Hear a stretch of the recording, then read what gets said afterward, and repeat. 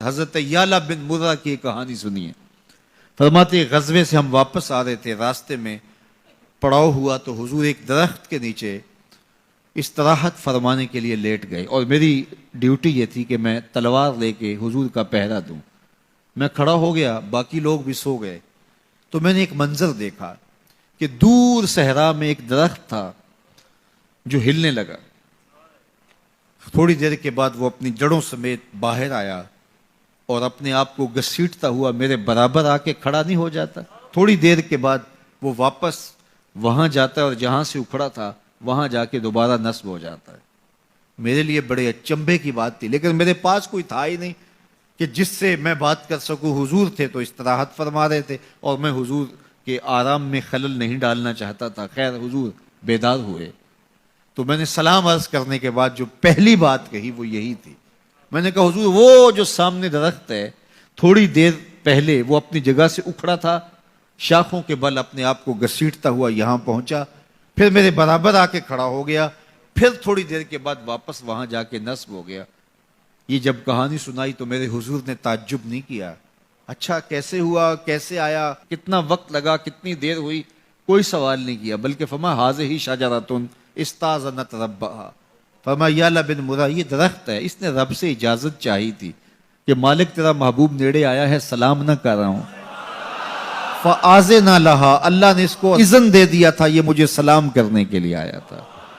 درختوں کے کلیجے بھی تڑپتے ہیں کہ حضور کو سلام کیا جائے۔ وہ کہانی تو آپ نہیں بھول سکتے جب ایک اعرابی نے کہا کہ حضور میں آپ کو نبی تب مانوں گا اگر وہ درخت آپ کی نبوت کی گواہی دے گا، آپ اگر اس کو بلائیں گے۔ تو میرے حضور فرماتے ہیں میں نے کیا بلانا، جا کے تو ہی کہہ دے تجھے اللہ کا رسول بلا رہا ہے۔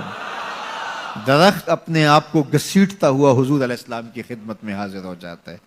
درخت مان رہے ہیں، چاند کا کلیجہ شک ہو رہا ہے، پتھر کلمے بول رہے ہیں، حضور کے عشق میں کائنات کے ایک ایک ذرے کا دل دھڑک رہا ہے۔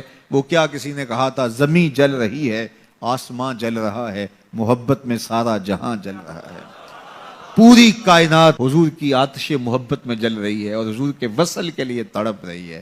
درخت ہوں، پتھر ہوں، اشجار ہوں، وہ اونٹنی جس پہ حضور سوار ہوتے تھے، غدبہ نامی اونٹنی، آپ تاریخ پڑھیں، حضور کے وصال کے بعد وہ چارہ نہیں کھاتی تھی، چارہ چھوڑ دیا تھا، رو رو کے نابینا ہو گئی وہ اونٹنی، اور صحابہ نے اس کی آنکھوں پہ پٹی باندھ دی تھی، اس نے رو رو کے جان دے دی۔ جب حضور چلے گئے ہیں تو ہم نے جی کے کیا لینا ہے۔ آپ نے محبت کی لوگ داستانیں سنی ہوں گی، محبوں نے محبوبوں کے لیے کیا کچھ کیا، نہریں کھودیں، تکلیفیں سہی، اذیتوں سے گزرے، سولیوں پہ چڑھ گئے، لیکن آپ نے آج تک ایسا منظر نہیں دیکھا ہوگا کہ محبوب نے لب پھینکا ہو اور محب نے اپنے ہاتھوں پہ لے کے چہرے پہ مل لیا ہو۔ محبوب کے وضو کے پانی کو زمین پہ نہیں گرنے دیتے۔ عروہ بن مسعود صلح حدیبیہ کے موقع پر واپس جب گیا تو اس نے قریش مکہ کو جا کے کہا میں تمہاری جانب سے سفیر بن کے بڑے بڑے بادشاہوں کے درباروں میں گیا ہوں، واللہ اصحاب محمد کو جو میں نے محمد صلی اللہ علیہ وسلم کی تعظیم کرتے ہوئے دیکھا ہے، واللہ آج تک کسی بادشاہ کی بھی وہ تعظیم ہوتے ہوئے نہیں دیکھی، اور جو ان کا لعاب زمین پہ نہیں گرنے دیتے، ان کے وضو کا پانی نہیں زمین پہ گرنے دیتے، وہ ان کا خون کیسے گرنے دیں گے۔ تو جنگ کا ارادہ ترک کر دو۔ تاریخ بتاتی ہے صلح حدیبیہ کے بعد سیدھا فتح مکہ ہوا ہے، قریش کے ساتھ پھر کوئی جنگ نہیں ہوئی، اس لیے کہ ان کے دلوں پر ایک رعب بیٹھ گیا تھا۔ جب امت نبی کی تعظیم اور تکریم بجا لاتی ہے تو بتائیے کہ پھر اس امت کو تسخیر کیا جا سکتا ہے؟ وہ ناقابل تسخیر۔ جب امت اپنے نبی کی تعظیم نہ کر سکے تو پھر اس کو جس طرح چاہو جو ہے وہ مسخر کر لو، وہ ایک بوسہ ہوتا ہے، اس کے علاوہ کچھ نہیں ہوتا۔ اس لیے اگر آپ مجھے پوچھیں کہ دین ہے کیا، تو ایک تو ہے کہ اس عنوان سے ایک الگ گفتگو کی جائے کہ دین کیا ہے، لیکن دو لفظوں میں اگر آپ مجھ سے پوچھنا چاہیں اور میں آپ کو بتانا چاہوں تو مجھے اقبال علیہ رحمہ کا لہجہ ادھار لینا پڑے گا۔ انہوں نے کہا دین سراپا سوختن اندر طلب، انتہائش عشق آغازش ادب، طلب محبوب میں تڑپنے کا نام دین ہے، جو ادب سے شروع ہوتا ہے عشق پہ ختم ہو جاتا ہے۔